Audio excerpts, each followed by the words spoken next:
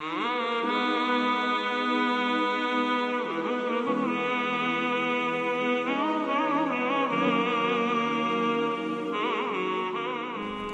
بعد فإن خير الحديث كتاب الله وخير الهدي هدي محمد صلى الله عليه وسلم وشر الأمور محدثاتها وكل محدثة بدعة وكل بدعة ضلالة وكل ضلالة في النار.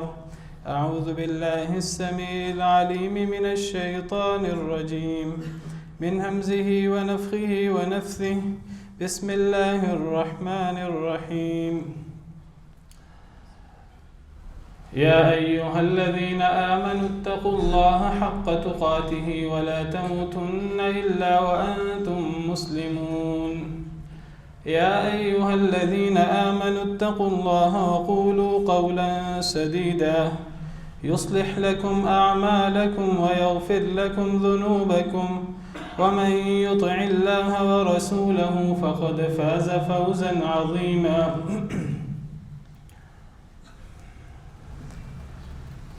سورہ نساء کی تفسیر جاری ہے.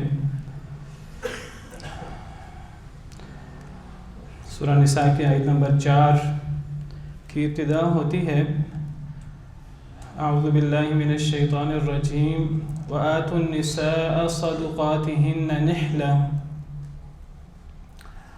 اور دے دو عورتوں کو ان کے حق مہر نحلہ، ایک فریضے ایک واجب کے طور پر. عورتوں کو ان کے حق مہر ایک فرض اور ایک واجب کے طور پر دے دو، ہنسی خوشی دے دو، خوشی سے دے دو. اور اس حق مہر کو کوئی اپنے اوپر بوجھ، کوئی چٹی نہ سمجھو کہ تم کوشش کرو کہ کسی طریقے سے میری جان چھوٹ جائے. یہ کوئی خرید و فروخت نہیں ہے، بلکہ یہ ایک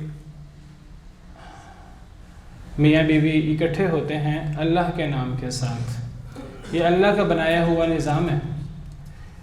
جس طرح ٹیکس اور زکوٰۃ کا مسئلہ ہے، انسان ٹیکس کو ایک چٹی، ایک جرمانہ سمجھتا ہے، اور واقعتاً ایسی ہی بات ہے، جبکہ زکوٰۃ اللہ رب العالمین کا بنایا ہوا نظام ہے. اور ایک مسلمان کو، اللہ اور اللہ کے رسول صلی اللہ علیہ وسلم پر ایمان رکھنے والے کو زکوٰۃ کو دل کی خوشی کے ساتھ، طیب نفس کے ساتھ ادا کرنا چاہیے، کیونکہ وہ ایک بہت بڑی عبادت ہے، وہ اللہ کا حق ہے. اسی طرح حق مہر یہ اللہ کی طرف سے مقرر کردہ ہے، یہ اللہ کا حکم ہے. اس کو ادا کرنا ایک نیکی ہے، ایک عبادت ہے بہت بڑی. یہ کوئی عوض نہیں ہے، یہ کوئی چیز خریدی بیچی نہیں جا رہی، یہ کسی چیز کی قیمت نہیں دی جا رہی کہ ہم کوشش کریں کہ معافی ہو جائے تو بہتر ہے.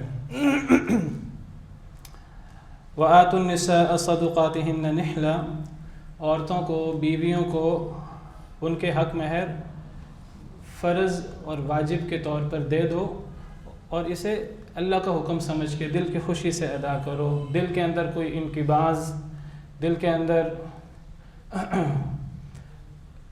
کوئی غم، غصہ نہیں ہونا چاہیے کہ میں یہ ادا کر رہا ہوں. سیدنا ابن عباس رضی اللہ عنہ، دیگر کبار مفسرین سے ثابت ہے، وہ فرماتے ہیں نحلہ کا مطلب ہے فریضہ، واجب. ایک واجب، ایک مقرر چیز جو بیویوں کے لیے مقرر کی جائے. کیونکہ نکاح طلاق کے معاملے میں اللہ رب العالمین نے مرد کو قوام بنایا ہے، مرد کو ذمہ دار بنایا ہے. تو ذمہ دار ہونے کے تقاضے، ذمہ دار ہونے کے ناطے مرد کی ذمہ داری ہے کہ مرد تحفہ دے اپنی بیوی کو شادی کے وقت، اور یہ تحفہ شادی کے شروع میں بھی دے اور بعد میں بھی تحفہ دیتا رہے. مرد بھی دیتا ہے، بیوی بھی دیتی ہے، لیکن چونکہ اللہ نے مرد کو قوام بنایا ہے، اللہ نے مرد کو فضیلت دی ہے، تو جس کو اللہ رب العالمین نے فضیلت دی ہے، بڑا بنایا ہے، اس معاملے میں اس کی ذمہ داری ہے کہ وہ بڑے پن کا ثبوت دے۔ اللہ رب العالمین فرماتے ہیں الرجال قوامون علی النساء بما فضل اللہ بعضهم علی بعض وبما انفقوا من اموالہم، مرد قوام ہیں، ذمہ دار ہیں، نگہبان ہیں عورتوں کے، اس لیے کہ اللہ نے بعض کو بعض پر فضیلت دی ہے۔ یہ کوئی مرد عورت کا آپس کا کوئی ایگریمنٹ نہیں ہے کہ مرد اور عورت نے کوئی اتفاق سے طے کر لیا ہے، یہ اللہ کی طرف سے طے کردہ معاملات ہیں۔ اللہ نے فضیلت دی ہے بعض کو بعض پر، وَبِمَا أَنفَقُوا مِنْ أَمْوَالِهِمْ، اور اس لیے بھی کہ مرد مال خرچ کرتے ہیں، وہ ذمہ دار ہوتے ہیں اپنی بیوی بچوں کے بھی، چونکہ اللہ نے ان کو فضیلت دی ہے اور اللہ نے ان کو دینے والا ہاتھ بنایا ہے، تو جس کو اللہ نے دینے والا ہاتھ بنایا ہے اس کو دینے والا ہاتھ ہی ہونا چاہیے، اور اسے دل کی خوشی کے ساتھ ایک نیکی سمجھ کے، ایک عبادت سمجھ کے، ایک صدقہ سمجھ کے کرنا چاہیے۔ انسان اپنے لیے، بیوی بچوں کے لیے جو خرچ کرتا ہے، یہ کوئی بوجھ، کوئی چٹی نہیں ہے انسان پر، یہ آپ سمجھیے کہ یہ سب سے اہم صدقہ ہے، سب سے فضیلت والا صدقہ ہے جو کوئی انسان کرتا ہے۔ اور اللہ رب العالمین فرماتے ہیں وَلَا تَنْسَبُوا الْفَضْلَ بَيْنَكُمْ، اللہ نے جو فضیلت دی ہے نا، اس کو نہیں bھولنا چاہیے۔ جس کو اللہ نے فضیلت دی ہے اسے پھر اس فضیلت کا دھیان کرنا چاہیے۔ نبی کریم صلی اللہ علیہ وسلم کا فرمان عالی شان ہے، صحیح بخاری کے اندر سیدنا عقبہ صحابی ہیں، وہ فرماتے ہیں کہ نبی کریم صلی اللہ علیہ وسلم نے فرمایا احق ما اوفیتم من الشروط ان توفوا به، سب سے زیادہ حقدار شرطوں میں سے جس شرط کو تمہیں پورا کرنا چاہیے، شرطوں میں سے جو شرط سب سے زیادہ پورا کرنے کے قابل ہے، جس شرط کی سب سے زیادہ اہمیت ہے، وہ کون سی شرط ہے؟ فرمایا مستحللتم به الفروج، وہ ہے کہ جس کے ذریعے تم نے شرمگاہ کو حلال کیا ہے، جس کے ذریعے اللہ نے تمہارا اور تمہاری بیوی کا آپس میں جنسی تعلق جائز قرار دیا ہے، اور اللہ نے اس شرط کی وجہ سے اللہ رب العالمین نے تمہارا آپس کا تعلق حلال بنایا ہے۔ اس شرط کو، یہ شرط سب سے زیادہ حق رکھتی ہے کہ اس شرط کو پورا کیا جائے، حق مہر کو ادا کیا جائے۔ تو حق مہر کو ادا کرنا یہ ایک فرض، ایک واجب کی حیثیت رکھتا ہے، ایک ضروری امر ہے، اور کسی کو بھی اس معاملے میں کمی کوتاہی نہیں کرنی چاہیے۔ اگر دنیا میں کسی کے لیے یہ اجازت ہے کہ وہ حق مہر کے بغیر شادی کرے، تو یہ اجازت اس امت میں صرف نبی کریم صلی اللہ علیہ وسلم کو، اس امت کے نبی کو حاصل ہے کہ آپ حق مہر کے بغیر بھی نکاح کر لیں۔ نبی کریم صلی اللہ علیہ وسلم کے علاوہ امت میں کسی کے لیے یہ جائز نہیں ہے کہ وہ حق مہر کے بغیر نکاح کرے۔ سورۃ الاحزاب میں اللہ رب العالمین نے نبی کریم صلی اللہ علیہ وسلم کو خاص طور پر اس کی اجازت دی ہے، فرمایا وَامْرَأَةً مُؤْمِنَةً إِن وَهَبَتْ نَفْسَهَا لِلنَّبِيِّ إِنْ أَرَادَ النَّبِيُّ أَن يَسْتَنْكِحَهَا خَالِصَةً لَكَ مِن دُونِ الْمُؤْمِنِينَ، اگر کوئی عورت، مومن عورت اپنے نفس کو نبی کے لیے ہبہ کر دے، کوئی عورت اپنے آپ کو نبی کے سامنے پیش کرے، ان اراد النبی ان یستنکحها، اگر نبی اس سے نکاح کرنا چاہے تو نبی اس سے نکاح کر سکتا ہے، خالصۃ لک من دون المؤمنین، لیکن یاد رکھو کہ یہ چیز نبی کریم صلی اللہ علیہ وسلم کے لیے خاص ہے، عام مومنوں کے لیے نہیں ہے۔ خالصۃ لک من دون المؤمنین، یہ آپ کے لیے خالص حکم ہے، مومنوں سے اس کا کوئی تعلق نہیں ہے۔ کچھ خاصیات ہیں، کچھ خواص ہیں جو نبی کریم صلی اللہ علیہ وسلم کے ہیں اس امت میں، آپ کے علاوہ کسی اور کو وہ خاصہ، وہ خصوصیت حاصل نہیں ہے۔ جس طرح 4 سے زیادہ شادیوں کی بات ہے، جس طرح زیادہ بیویاں ہوں تو انصاف کرنا ضروری ہے ہر شخص کے لیے، نبی کریم صلی اللہ علیہ وسلم کے لیے ضروری نہیں تھا۔ میں بیان کر چکا ہوں پچھلے خطبات میں، لیکن اس کے باوجود نبی کریم صلی اللہ علیہ وسلم نے پورا دھیان کیا انصاف کا، جتنا آپ انصاف کر سکتے تھے۔ اسی طرح یہ نبی کریم صلی اللہ علیہ وسلم کی خصوصیت ہے کہ آپ حق مہر کے بغیر نکاح کر سکتے ہیں، ولی کے بغیر نکاح کر سکتے ہیں۔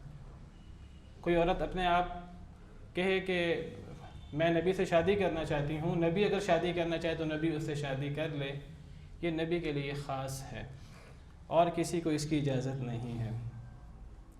باقی ہر شخص کو حق مہر ادا کرنا ہوگا۔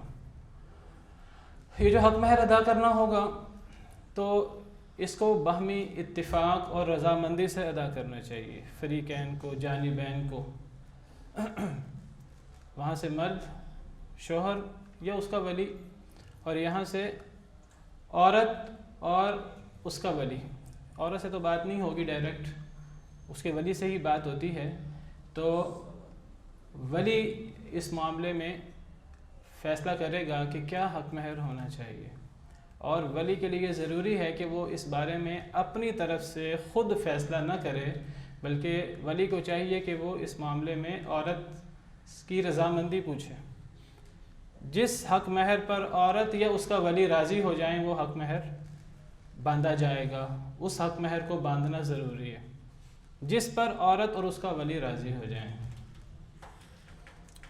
اگر عورت اور اس کے ولی کے اندر ہی اختلاف ہو جائے، بعض دفعہ ایسا بھی ہوتا ہے، اگر عورت میں اور اس کے ولی میں اختلاف ہو جائے حق مہر کیا ہونا چاہیے، عورت کے زیادہ ہونا چاہیے، ولی کے کم ہونا چاہیے، عورت کے کم ہونا چاہیے، ولی کے زیادہ ہونا چاہیے، تو اس کے بارے میں علماء کرام رحمہم اللہ فرماتے ہیں کہ مہر مثلی کو دیکھ لیا جائے۔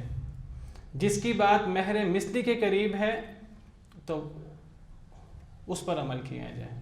اگر ولی کی بات مہر مثل سے مراد ہے کہ اس عورت کی جو قریب کی عورتیں ہیں، خاندان کی عورتیں ہیں، بہنیں اور پھوپھیاں، خالائیں وغیرہ، خالہ زاد، پھوپھی زاد بہنیں وغیرہ، ان کا عام طور پہ جو مہر ہے تو جس کی بات اس کے قریب ہو اس کی بات کو فوقیت ہوگی۔ اگر وہ ولی کی بات اس کے قریب ہے اور عورت زیادہ مانگ رہی ہے یا کم مانگ رہی ہے تو ولی کی بات کو فوقیت ہوگی، عورت کے ولی کی بات ہو رہی ہے۔ اور اگر عورت کی بات مہر مثل کے زیادہ قریب ہے تو پھر عورت کی بات کو فوقیت دینی چاہیے۔ بہرحال عورت اور اس کا ولی ایک پارٹی ہیں، تو یہ طے کرے گی کہ حق مہر کیا ہونا چاہیے۔ یہاں یہ مسئلہ بھی سمجھ لینا چاہیے کہ یہ جو حق مہر ہوتا ہے یہ عورت کا خاص حق ہوتا ہے۔ ٹھیک ہے، اس کو طے کرنے کے اندر عورت اور اس کا ولی مشاورت کر کے جو طے ہو وہ حق مہر مقرر ہو جائے گا، عورت اس کے ولی کو اس میں فوقیت حاصل ہے۔ لیکن جب یہ طے ہو جائے تو ولی عورت کو مشورہ تو دے سکتا ہے کہ حق مہر یہ نہیں، یہ ہونا چاہیے، کیونکہ وہ بڑا ہے اور وہ تجربہ رکھتا ہے۔ تو لیکن جب حق مہر طے ہو جائے تو وہ حق مہر عورت کا ہوتا ہے، اس کے ولی کا نہیں ہوتا۔ بعض لوگ باپ، بھائی وغیرہ، چچا وغیرہ جو بھی عورت کے ولی بنتے ہیں تو وہ حق مہر جو ملتا ہے وہ اپنے قبضے میں کر لیتے ہیں۔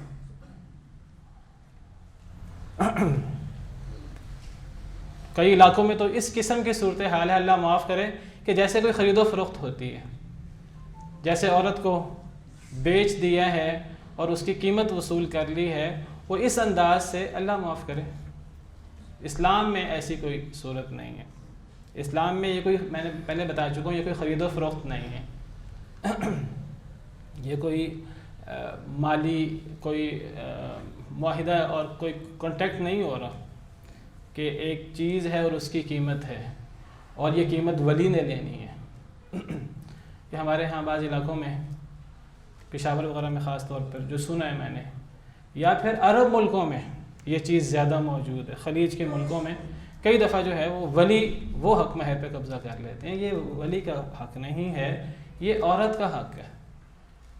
ولی کی ذمہ داری ہے کہ ولی اس حق مہر کو طے کرنے کے اندر عورت کو مشورہ دے، کیونکہ وہ تجربہ رکھتا ہے۔ اب وہ عورت کا حق ہے خالص۔ ہاں، اگر عورت اپنی مرضی سے کچھ ولی کو دینا چاہے تو وہ دے سکتی ہے، عورت کا حق ہے، عورت اپنے باپ کو، اپنے بھائی کو، جس کو اس میں سے کچھ دینا چاہے تو وہ دے سکتی ہے، وہ ایک الگ چیز ہے، لیکن یہ حق عورت کا ہے، یہ حق اس کے ولی کا نہیں ہے۔ میں نے ذکر کیا کہ عورت اور اس کا ولی طے کریں گے حق مہر کتنا ہونا چاہیے. ویسے اس کے بارے میں اسلام کیا کہتا ہے؟ حق مہر کتنا ہونا چاہیے؟ تھوڑا ہونا چاہیے؟ زیادہ ہونا چاہیے؟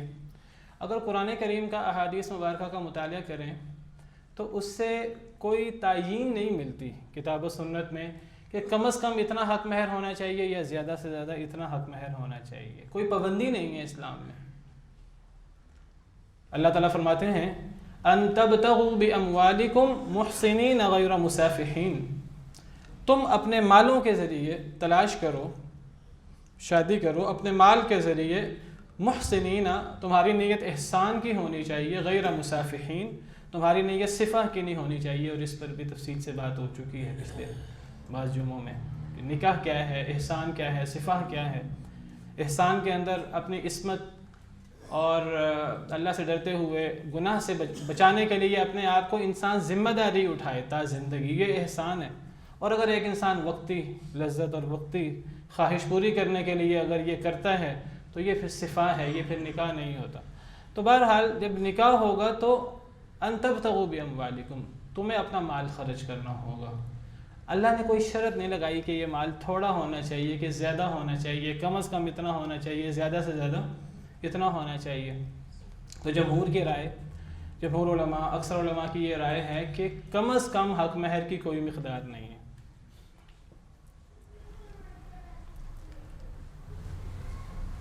بعض احادیث مبارکہ سے بھی اس موقف کی ترجیح ہوتی ہے. صحیح بخاری کے اندر مشہور حدیث ہے کہ ایک عورت نبی کریم صلی اللہ علیہ وسلم کی خدمت میں آ گئی اور کہنے لگی کہ اے اللہ کے رسول، میں اپنے آپ کو آپ کے لیے ہبہ کرتی ہوں، میں آپ سے شادی کرنا چاہتی ہوں، اگر آپ کو کوئی رغبت ہے تو آپ مجھ سے شادی کر لیں. یہ وہی صورت تھی جس کا قرآن میں ذکر ہے، جیسے میں نے ابھی ذکر کیا. یہ صرف نبی کریم صلی اللہ علیہ وسلم کی خصوصیت ہے. نبی صلی اللہ علیہ وسلم کو اس سے نکاح میں کوئی خواہش نہیں تھی. آپ نے دیکھا اور نظریں جھکا لیں. وہ عورت بیٹھ گئی، کچھ دیر بیٹھی رہی تو ایک صحابی اٹھ کھڑے ہوئے، عرض کرنے لگے کہ اے اللہ کے رسول، اگر آپ اس عورت سے شادی نہیں کرنا چاہتے تو میری اس عورت سے شادی کرا دیں. تو نبی کریم صلی اللہ علیہ وسلم نے فرمایا کہ تمہارے پاس کوئی حق مہر دینے کو کوئی چیز ہے؟ تم اس عورت کو حق مہر کے طور پر کیا دو گے، کیا دے سکتے ہو؟ وہ عرض کرنے لگا اے اللہ کے رسول صلی اللہ علیہ وسلم، میرے پاس تو حق مہر میں دینے کے لیے کچھ بھی نہیں. دیکھیے یہ وہ دور تھا صحابہ کرام کا دور جس کو قرآن و حدیث میں بہترین دور قرار دیا گیا ہے. سب سے افضل دور اگر کوئی ہے تو وہ یہ دور ہے. اور آپ دیکھیے اس دور کے اندر کتنی مشکلات تھیں، کتنی آزمائشیں تھیں، لیکن صحابہ کرام رضوان اللہ علیہم اجمعین کا ایمان، ان کا صبر، ان کا حوصلہ، اللہ کی قضاء اور قدر پہ ان کی قناعت آپ دیکھیے. تو بہرحال وہ عرض کرتے ہیں اے اللہ کے رسول صلی اللہ علیہ وسلم، میرے پاس کچھ بھی نہیں ہے دینے کو. آپ نے فرمایا کہ جاؤ تلاش کرو، اگر تمہیں لوہے کی انگوٹھی بھی مل جائے تو وہ بھی لے آنا، میں اس لوہے کی انگوٹھی پر تمہارا نکاح کر دوں گا. التمس ولو خاتما من حدید، صحیح بخاری کی مشہور روایت. جاؤ کوئی لوہے کی انگوٹھی ہی مل جائے. لوہے کی انگوٹھی کی کیا قیمت ہوتی ہے؟ ہمارے ہاں کچھ روپوں میں یہ انگوٹھی آ جاتی ہے.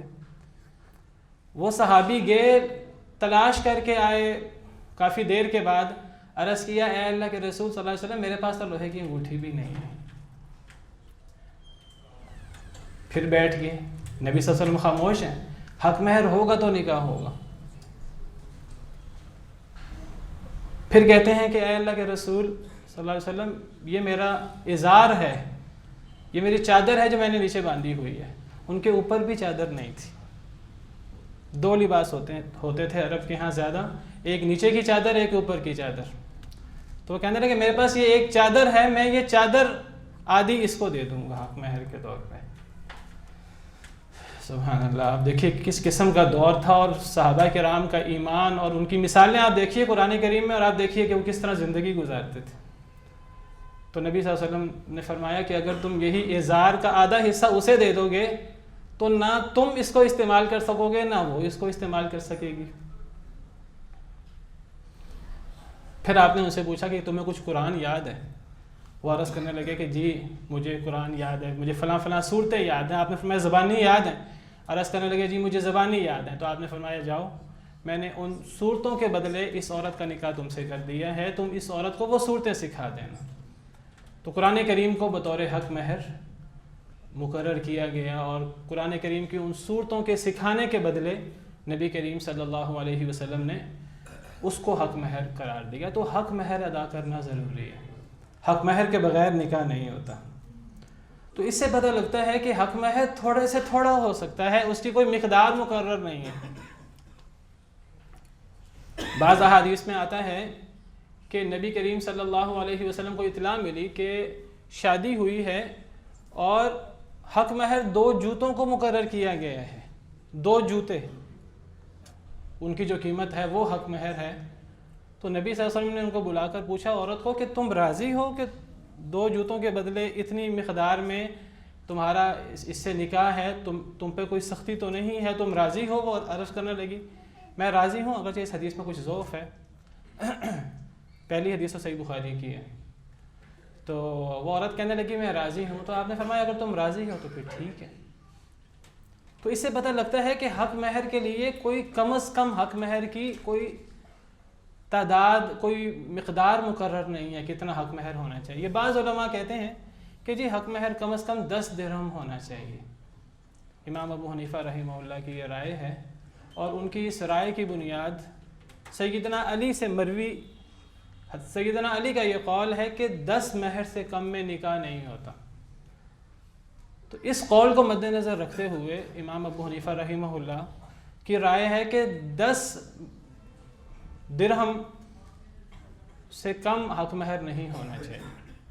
لیکن یہ جو قول حضرت علی کا جس قول کو بنیاد بنایا گیا، اگر یہ قول حضرت علی سے ثابت ہو جائے تو بہرحال اس کی ایک بڑی وقت ہے، اس کی ایک بڑی حیثیت ہے. یہ قول ثابت نہیں ہے، سند کے اعتبار سے یہ قول صحیح نہیں ہے. تو قرآن کریم اور احادیث مبارکہ سے جس رائے کو فوقیت ملتی ہے وہ اسی رائے کو فوقیت ملتی ہے کہ کم از کم حق مہر کی کوئی مقدار مقرر نہیں ہے.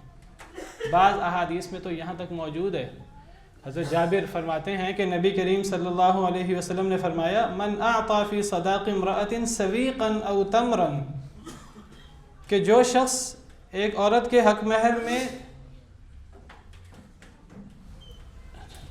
ستو دے دے یا کھجور دے دے، یعنی کچھ ستو اور کچھ کھجوروں پر بھی نکاح ہو سکتا ہے، اور ان کی کیا قیمت ہوگی. تو بہرحال حق مہر کی کوئی مقدار نہیں ہے، لیکن حق مہر دینا ضرور ہے، وہ چاہے تھوڑے سے تھوڑا ہو، وہ جتنا بھی ہو. جس طرح تھوڑے کی حق مہر کی کوئی مقدار نہیں ہے، اس طرح زیادہ سے زیادہ حق مہر کی کوئی مقدار مقرر بھی نہیں ہے.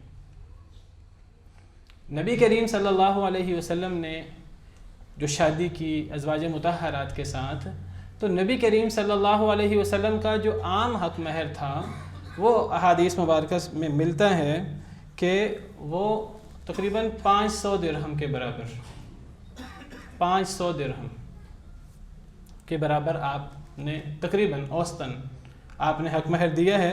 سیدہ عائشہ رضی اللہ عنہا کی حدیث ہے، وہ فرماتی ہیں کانا صداق رسول اللہ صلی اللہ علیہ وسلم لازواجہ 12 اوقیۃ ونشا، کہ نبی کریم صلی اللہ علیہ وسلم کا حق مہر جو آپ اپنی بیویوں کو دیتے تھے تو وہ 12 اوقیہ اور نش. پھر انہوں نے پوچھا تمہیں پتہ نش کیا ہے؟ فرمایا نصف اوقیہ ہے، یعنی 12.5 اوقیہ چاندی، اور 12.5 اوقیہ چاندی یہ 500 درہم بنتا ہے. تو 500 درہم کے برابر نبی کریم صلی اللہ علیہ وسلم نے حق مہر مقرر کیا. اور میں آپ کو یہ بتا دوں کہ 1 درہم یا 2 درہم کی اس زمانے میں بکری آ جاتی تھی تقریباً، اگر احادیث مبارکہ کا مطالعہ کریں. اور عام طور پر 10 درہم نبی کریم صلی اللہ علیہ وسلم کے دور میں 1 دینار کے برابر تھے. 10 درہم 1 دینار کے برابر. دینار سونے کا سکہ ہوتا تھا اور درہم چاندی کا سکہ ہوتا تھا، اور 10-15 درہم کے اندر ایک اونٹ آ جایا کرتا تھا.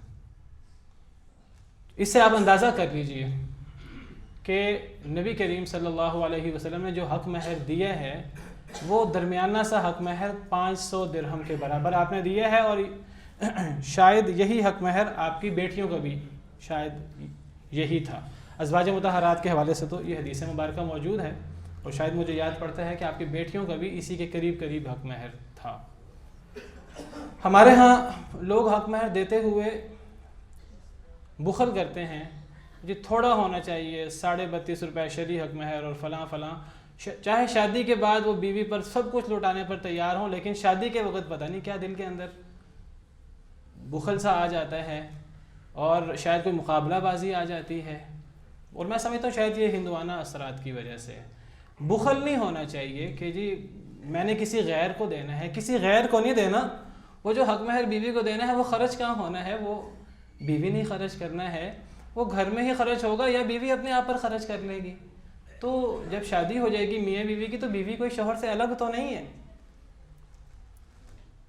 اگر ایک شخص، اس کی بیٹی یا اس کا بیٹا چھوٹا، وہ کچھ خرچ کرتے ہیں تو باپ کو خوشی ہوتی ہے کہ چلو میرا بیٹا جو ہے وہ یہ نعمت استعمال کر رہا ہے۔ تو جس طرح بیٹا بیٹی کوئی نعمت استعمال کریں تو خوشی ہوتی ہے، بیوی کوئی نعمت استعمال کر لے، کوئی اپنے اوپر خرچ کر لے، اور اکثر بیویاں وہ ہمارے ہاں اپنے اوپر کم خرچ کرتی ہیں، وہ گھر پر ہی لگا دیتی ہیں عام طور پر۔ تو انسان کو اس معاملے میں بخل نہیں کرنا چاہیے بالکل بھی۔ تو امام نووی رحمہ اللہ وہ فرماتے ہیں کہ مستحب یہ ہے کہ حق مہر 500 درہم سے زیادہ نہ ہو، کیونکہ نبی کریم صلی اللہ علیہ وسلم نے 500 درہم کے برابر حق مہر باندھا ہے، یہ مستحب ہے۔ بہتر یہ ہے کہ 500 درہم سے زیادہ نہ ہو، ورنہ کوئی 500 درہم سے زیادہ باندھ دے، اجازت اس کی بھی ہے۔ قرآن کریم کی بعض آیات سے محسوس ہوتا ہے کہ حق مہر میں خزانہ دینا بھی جائز ہے۔ خزانہ یہ کتنا زیادہ ہوتا ہے، خزانہ چھوٹے مال کو تو نہیں کہتے، وہ تو بہت بڑے مال کو خزانہ کہتے ہیں۔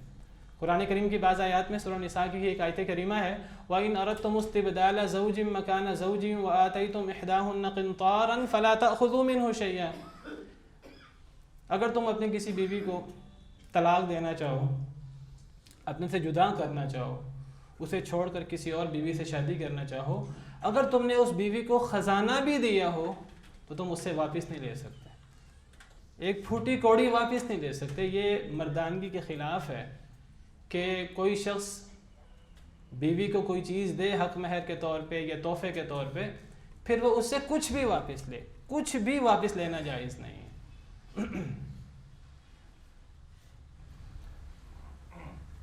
وَلَا يَحِلُّ لَكُمْ أَن تَأْخُذُوا مِمَّا آتَيْتُمُوهُنَّ شَيْئًا، تمہارے لیے حلال نہیں ہے کہ تم نے اگر بیویوں کو کوئی چیز دی ہے تو تم وہ طلاق کے وقت واپس لو۔ تو اللہ تعالیٰ فرماتے ہیں اگر تم نے بیویوں کو خزانہ بھی دیا ہو تو تم واپس نہیں لے سکتے۔ اس سے بعض علماء نے استدلال کیا ہے کہ حق مہر زیادہ بھی ہو سکتا ہے، خزانے کے برابر بھی، عرف کے مطابق کسی کے اگر حالات بہت اچھے ہیں تو۔ بہرحال افضل یہ ہے کہ وہ 500 درہم سے زیادہ نہ ہو، نہ زیادہ سے زیادہ حق مہر کی کوئی مقدار مقرر ہے، نہ کم سے کم حق مہر کی کوئی مقدار مقرر ہے، جتنے پر راضی ہو جائے عورت یا عورت کا ولی۔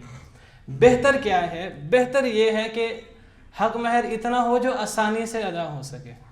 سب سے افضل کیا ہے کہ اتنا حق مہر رکھیں جو آسانی سے ادا ہو، یہ نہ ہو کہ حق مہر اتنا بلند ہو جائے کہ شادی کرنا مشکل ہو جائے، شادی کرنے سے پہلے 100 دفعہ سوچا جائے کہ شادی کی جائے کہ نہ کی جائے، میرے پاس ابھی حق مہر دینے کے لیے کوئی چیز ہے کہ نہیں، اتنا نہ حق مہر کو بڑھا دیا جائے، اور لوگوں کو دکھانے کے لیے ہمارے ہاں رسوم و رواج ایک مصیبت بن جاتے ہیں ہمارے ہاں۔ تو بہتر یہ ہے کہ حق مہر اتنا ہو کہ جو آسانی سے ادا ہو، نہ بلا وجہ اس کو بہت کم کرنا چاہیے اور نہ اسے بلا وجہ بہت زیادہ کرنا چاہیے۔ نبی کریم صلی اللہ علیہ وسلم کی صحیح حدیث مبارکہ ہے، آپ نے فرمایا ان اعظم النکاح برکۃ ایسرہ مؤونۃ، برکت کے اعتبار سے سب سے بہترین نکاح کون سا ہے کہ جس پر خرچ کم آئے، جس کا بوجھ نہ ہو نکاح کرنے والے پر۔ یہاں حق مہر کی بات ہو رہی ہے تو میں وضاحت کر دوں، یہ جو ہمارے ہاں جہیز کا تصور ہے یہ بالکل ایک غلط تصور ہے اور ہندوانہ تصور ہے، اللہ معاف کرے۔ کوئی شخص اپنی خوشی سے بیٹی کو کچھ دینا چاہے تو ایک الگ بات ہے، لیکن جس طرح ہمارے ہاں وہ شادی کرنے سے پہلے عورت کا باپ، عورت کے بھائی، ولی 100 دفعہ سوچتے ہیں کہ ہم کہاں سے انتظام کریں گے، شادی کرنے میں عورت اور عورت کے خاندان پہ کوئی ذمہ داری نہیں آتی، کسی قسم کی ذمہ داری نہیں ہے۔ کوئی خوشی سے دینا چاہے تو وہ ایک الگ بات ہے، بیٹی خوشی سے دینا چاہے اپنے باپ کو، بہن خوشی سے دینا چاہے بھائی کو، اور باپ اور بھائی اور دیگر لوگ خوشی سے دینا چاہے اپنے بیٹی کو، جو مرضی دیں، لیکن اس کو ایک رسم بنا لینا اور اس کو ایک بوجھ بنا کر، اور اگر نہ ادا کیا جائے تو اس کے بارے میں باتیں بنانا، اور یہ ہندوانہ رسم ہے، اور اس کی وجہ سے بہت سارے گھرانے تباہ ہوتے ہیں، اور ہمارے سامنے واضح ہے، اس کی مثالیں واضح موجود ہیں۔ اگر کوئی بوجھ پڑتا ہے شادی میں تو وہ مرد پر پڑتا ہے، شوہر پر پڑتا ہے، اور شوہر کے لیے بھی بہترین نکاح وہ ہے، برکت کے اعتبار سے افضل ترین نکاح وہ ہے کہ جس پر خرچ زیادہ نہ ہو۔ یہ نہ ہو کہ مرد 100 دفعہ سوچے کہ میں نے شادی کرنی ہے تو مجھے اس کے لیے پہلے یہ کرنا ہوگا، یہ کرنا ہوگا، یہ کرنا ہوگا، ایسا نکاح میں برکت نہیں ہوتی۔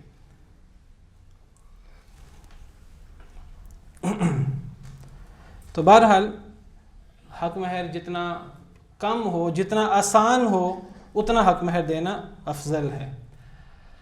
یہ بھی ہو سکتا ہے کہ اگر کوئی شخص نکاح کے وقت حق مہر ادا نہ کرے، بعد میں حق مہر ادا کر دے، اس کی بھی اجازت موجود ہے۔ نکاح سے پہلے یا نکاح کے وقت حق مہر ادا کرنا لازمی نہیں ہے۔ اللہ تعالیٰ قرآن کریم میں فرماتے ہیں لا جناح علیکم ان طلقتم النساء ما لم تمسوهن او تفرضوا لهن فریضہ، سورہ بقرہ کی آیت ہے۔ تم پر کوئی حرج نہیں ہے اگر تم عورتوں کو طلاق دے دو، اگر تم نے انہیں چھوا نہیں ہے، اگر تم نے ان کا حق مہر بھی مقرر نہیں کیا۔ اس آیت کریمہ میں اللہ رب العالمین نے فرمایا کہ رخصتی سے پہلے طلاق ہو سکتی ہے، چھونے سے پہلے۔ دیکھیں طلاق نکاح کے بعد ہی ہوگی نا، نکاح سے پہلے تو طلاق نہیں ہو سکتی، طلاق تو نکاح کے بعد ہی ہوگی۔ تو فرمایا کہ تم پر کوئی حرج نہیں ہے اگر تم اپنی بیویوں کو چھونے سے پہلے طلاق دینا چاہو، اگر تم انہیں حق مہر مقرر کرنے سے پہلے طلاق دینا چاہو۔ یعنی حق مہر مقرر کرنے سے پہلے بھی طلاق ہو سکتی ہے۔ جب حق مہر مقرر کرنے سے پہلے طلاق ہو سکتی ہے تو ظاہری بات ہے نکاح بھی حق مہر مقرر کیے بغیر ہوا ہے، تو حق مہر مقرر کیے بغیر نکاح ہو سکتا ہے، یا یہ بھی جائز ہے کہ حق مہر مقرر کر لیا ہو لیکن یہ طے کر لیا جائے کہ کچھ تو ابھی ادا کر لیا جائے گا، کچھ بعد میں ادا کر دیا جائے گا، اس کی بھی اجازت موجود ہے، جس کو ہم مہر معجل اور مہر مؤجل کہتے ہیں۔ مہر معجل کا مطلب جو فوری ادا کر دیا جائے، جلدی سے ہے، اور مہر مؤجل وہ جو لیٹ ادا کیا جائے، بعد میں ادا کیا جائے، دونوں کی اجازت موجود ہے۔ لیکن اس کا مطلب یہ نہیں ہے کہ ایک بندہ لکھوا دے مہر میں جی 2 لاکھ 5 لاکھ جتنا بھی لکھوا دے، جی میں نے کون سا دینا ہے، مہر معجل اتنا جو مرضی لکھوا دے، اور نیت ہے کہ میں نے ادا نہیں کرنا۔ اگر نیت یہ ہو میں نے ادا نہیں کرنا تو سمجھیے کہ گویا کہ حق مہر ادا نہیں کیا، گویا کہ حق مہر کے بغیر نکاح ہوا ہے۔ ایک ہے کہ نکاح ہو جائے جھٹ پٹ کسی وجہ سے اور حق مہر مقرر کرنے کی مہلت نہ ملی ہو، اس کی تو اجازت موجود ہے، شوہر کی ذمہ داری ہے کہ وہ حق مہر ادا کرے۔ لیکن شوہر جو ہے وہ جان چھڑائے، جیسے میں نے شروع سے ذکر کیا، تو یہ جائز نہیں ہے، یہ نبی صلی اللہ علیہ وسلم کے علاوہ کسی کے لیے جائز نہیں ہے، اور آپ نے اس کے باوجود حق مہر دیا ہے، تو حق مہر جو ہے وہ ضرور دینا چاہیے، اور پہلے ادا ہو جائے تو بہت بہتر ہے۔ اگر پہلے ادا نہ ہو تو بعد میں بھی ادا ہو سکتا ہے۔ اگر مقرر نہ کیا ہو اور شوہر فوت ہو جائے یا جھگڑا ہو جائے، کتنا حق مہر دینا ہے، پھر مہر مثل ادا کرنا ہوگا، پھر مہر مثل ادا کرنا ہوگا۔ اور اگر کسی نے حق مہر مقرر کر دیا ہے نکاح کے وقت، ادا نہیں کیا، اور پھر طلاق ہو گئی رخصتی سے پہلے نکاح ہوا ہے، حق مہر طے ہو گیا ہے، ادا نہیں ہوا، اگر تو ادا ہو گیا ہے پھر تو اگر طلاق ہو جائے تو وہ حق مہر جو ہے وہ ادا ہو گیا ہے۔ اگر حق مہر ادا نہیں ہوا تو پھر نصف حق مہر ادا کرنا ہوگا۔ وَإِن طَلَّقْتُمُوهُنَّ مِن قَبْلِ أَن تَمَسُّوهُنَّ وَقَدْ فَرَضْتُمْ لَهُنَّ فَرِيضَةً فَنِصْفُ مَا فَرَضْتُمْ إِلَّا أَن يَعْفُونَ أَوْ يَعْفُوَ الَّذِي بِيَدِهِ عُقْدَةُ النِّكَاحِ، سورہ بقرہ کی آیت ہے۔ اگر تم اپنی بیویوں کو طلاق دے دو ان کو چھونے سے پہلے، اگر تم اپنی بیویوں کو چھونے سے پہلے طلاق دے دو، وَقَدْ فَرَضْتُمْ لَهُنَّ فَرِيضَةً، رخصتی سے پہلے طلاق دے دو، اور تم نے ان کا حق مہر مقرر کر دیا تھا، ابھی دیا نہیں تھا، حق مہر مقرر تھا، فَنِصْفُ مَا فَرَضْتُمْ، اب آدھا حق مہر دینا ہوگا، کیونکہ وہ حق مہر تو تھا کہ بعد میں اکٹھے رہیں گے تا زندگی، اکٹھے رہنے کی تو نوبت نہیں آئی، رخصتی ہوئی نہیں. جب رخصتی ہوئی نہیں، اب چونکہ حق مہر مقرر ہو چکا ہے لہٰذا اس کا آدھا دینا ہوگا. الا ان یعفون، الا یہ کہ وہ عورتیں معاف کر دیں، وہ کہ ہم آدھا بھی نہیں لیتی. او یعفو الذی بیدہ عقدۃ النکاح، یا وہ شخص معاف کر دے جس کے ہاتھ میں نکاح کی گرہ ہے. نکاح کی گرہ کس کے ہاتھ میں ہوتی ہے؟ شوہر کے ہاتھ میں. یا شوہر معاف کر دے.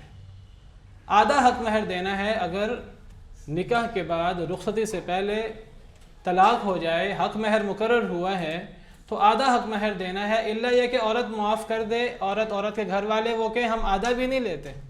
یا یہ ہے کہ مرد معاف کر دے. مرد کے معاف کرنے کا مطلب یہ ہے کہ وہ پورا حق مہر دے دے. اور اللہ تعالیٰ فرماتے ہیں وَأَن تَعْفُوا أَقْرَبُ لِلتَّقْوَىٰ، یہ کہ تم معاف کرو یہ تقوی کے زیادہ قریب ہے. مردوں کو حکم ہے، اگر مرد معاف کرے تو یہ زیادہ بہتر ہے.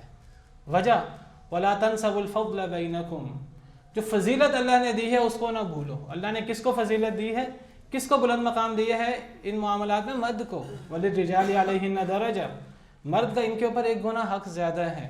جب حق زیادہ ہے تو ذمہ داری بھی زیادہ ہے. اگر مرد معاف کر دے، مرد پورا حق مہر دے دے تو زیادہ بہتر ہے. تو یہ جو اس قسم کے معاملات ہیں، ان معاملات میں مرد کا دل کھلا ہونا چاہیے. بلکہ قرآن کریم کا مطالعہ کریں، ہمارے ہاں نکاح بھی ہم نے ایک بہت بڑا مسئلہ بنا دیا ہوا ہے، اور طلاق ہم نے اس سے بھی بڑا مسئلہ بنا دیا. حالانکہ جس طرح نکاح ہوتا ہے طلاق بھی اللہ تعالیٰ نے ایک طریقہ کار رکھا ہے. اگر نبھا نہیں ہو رہا اور دونوں فریقین سمجھتے ہیں، ان کے خاندان والے سمجھتے ہیں کہ یہ اب آپس میں مل جل کر نہیں رہ سکتے، مل جل کر رہنے میں نقصان زیادہ ہے فائدے سے، تو علیحدگی بھی ہو سکتی ہے. اور علیحدگی بحسن و خوبی ہو سکتی ہے. وَإِن يَتَفَرَّقَا يُغْنِ اللَّهُ كُلًّا مِّن سَعَتِهِ، اگر دونوں الگ ہو جائیں اللہ دونوں کو اپنی طرف سے غنی کر دیں گے. اللہ کے پاس کوئی کمی تو نہیں ہے، کوئی اللہ کے احکامات پر عمل تو کرے. اللہ نے اجازت دی ہے، اگر اتفاق موافقت نہیں ہو رہی علیحدگی ہو سکتی ہے، اگرچہ کوشش کرنی چاہیے ہر ممکن نباہ ہو. لیکن اگر نباہ نہ ہو سکے تو اگر علیحدہ ہو جائیں گے اللہ ہر ایک کو غنی کر دیں گے. تو جس طرح نکاح بوجھ نہیں ہونا چاہیے، طلاق بھی کوئی کسی نے کسی کو قتل نہیں کر دیا، کوئی بہت بڑا مسئلہ پیدا نہیں ہو گیا کہ اب دشمنی پیدا ہو جائے، اب قتل و غارت کے بغیر نکاح ہی نہ، طلاق ہی نہ ہو. اللہ تعالیٰ نے تو یہاں تک کہا ہے کہ تم مرد ہو، اللہ نے تمہارا ہاتھ اونچا رکھا ہے، اگر تم نے بیوی کو چھوڑنا بھی ہے تو اپنے پاس رکھنا ہے تو معروف طریقے سے رکھنا ہے، اگر چھوڑنا ہے تو احسان کر کے چھوڑنا ہے. الطلاق مرتان، طلاق 2 مرتبہ ہے، رجی طلاق. فَإِمْسَاكُمْ بِمَعْرُوفٍ، پھر روکنا ہے معروف طریقے سے، او تسریح بِإِحسان، اگر چھوڑنا ہے تو احسان کر کے. یہ قرآن کریم کے احکامات ہیں. جس قرآن کریم میں نماز، روزہ، زکوٰۃ ہے، اسی قرآن کریم میں اللہ نے نکاح و طلاق کے یہ احکامات رکھے کہ طلاق بھی ہو تو احسان کے ساتھ ہو. اور پھر فرمایا وَلِلْمُطَلَّقَاتِ مَتَاعٌ بِالْمَعْرُوفِ، کہ متعلقہ عورتوں کے لیے متاع ہوتا ہے معروف طریقے سے. یعنی اگر مرد عورت کو حق مہر دے چکا ہے، زندگی کے اندر جو بھی اس کے شادی کے دوران جو بھی اس کے حقوق تھے وہ ادا کرتا رہا، تحفے تحائف بھی دیتا رہا، نبھا نہیں ہو سکا، کسی وجہ سے طلاق ہو رہی ہے، فرمایا طلاق کے وقت تمہیں کچھ دے دلا کر طلاق دینی چاہیے. طلاق کے وقت کچھ متاع دینا چاہیے. وَلِلْمُطَلَّقَاتِ مَتَاعٌ بِالْمَعْرُوفِ، متعلقہ عورتوں کے لیے متاع ہوتا ہے معروف طریقے سے. حَقًّا عَلَى الْمُتَّقِينَ، یہ چیز حق ہے متقی لوگوں پر. متقی لوگوں کو یہ کام ضرور کرنا چاہیے. تو بات یہ ہو رہی تھی کہ حق مہر دینا ضروری ہے. وَآتُوا النِّسَاءَ صَدُقَاتِهِنَّ نِحْلًا، دے دو عورتوں کو ان کے حق مہر فرض اور واجب کے طور پر، اور یہ دل کی خوشی سے ادا کرنے چاہیے. فَإِن طِبْنَ لَكُمْ عَنْ شَيْءٍ مِّنْهُ نَفْسًا، اگر وہ خوشی سے دے دیں تمہیں کوئی شے حق مہر سے، نفساً خوشی سے، فَكُلُوهُ هَنِيئًا مَرِيئًا، تو تم اسے ہنسی خوشی کھا سکتے ہو. اگر بیوی خوشی سے حق مہر میں سے کچھ شوہر کو دے دے، شوہر کو خوشی کے ساتھ، دل کی خوشی کے ساتھ اللہ کو راضی کرنے کے لیے ایک عبادت سمجھتے ہوئے، صدقہ سمجھتے ہوئے حق مہر ضرور ادا کرنا ہے، تھوڑا ہے یا زیادہ جو بھی ہے. اگر بیوی اس حق مہر میں سے کچھ شوہر کو واپس کر دے، یا سارا ہی واپس کر دے، یا سارا ہی معاف کر دے، تو شوہر کے لیے کوئی مسئلہ نہیں ہے، شوہر اس کو ہنسی خوشی کھا سکتا ہے، لیکن اگر بیوی معاف نہ کرے پھر شوہر کو حق مہر دینا ضروری ہے۔ اور اگر کوئی شوہر حق مہر دیے بغیر فوت ہو جائے تو یہ بات یاد رکھیے کہ وہ شوہر اس کی جان اٹکی ہوئی ہے حق مہر کے ساتھ۔ اگر کوئی شخص فوت ہو جائے حق مہر دیے بغیر کسی وجہ کے حق مہر نہیں دیا، بس بلا وجہ سستی کر رہا ہے، اگر فوت ہو جائے اس کی جان اٹکی ہوئی ہے، کیونکہ یہ قرض ہے بیوی کا۔ سب سے پہلے ترکے میں سے بیوی کا یہ قرض نکالا جائے گا، حق مہر، پھر حق مہر کے علاوہ بیوی کا جو حصہ ہے وراثت میں، چوتھا حصہ یا 8واں حصہ، وہ اس کے علاوہ ادا کیا جائے گا، اور جب تک یہ ادا نہ کیا جائے اس وقت تک شوہر کی جان معلق ہے، وہ قبر میں اور وہ آئندہ کے معاملات میں سکون سے نہیں رہ سکتا۔ اللہ سے دعا ہے کہ اللہ تعالی ہمیں کتاب و سنت کے ان بہترین احکامات پر کما حق ہو دل کی خوشی کے ساتھ عمل کرنے کی توفیق عطا فرمائے۔ آخر دعوانا الحمدللہ رب العالمین۔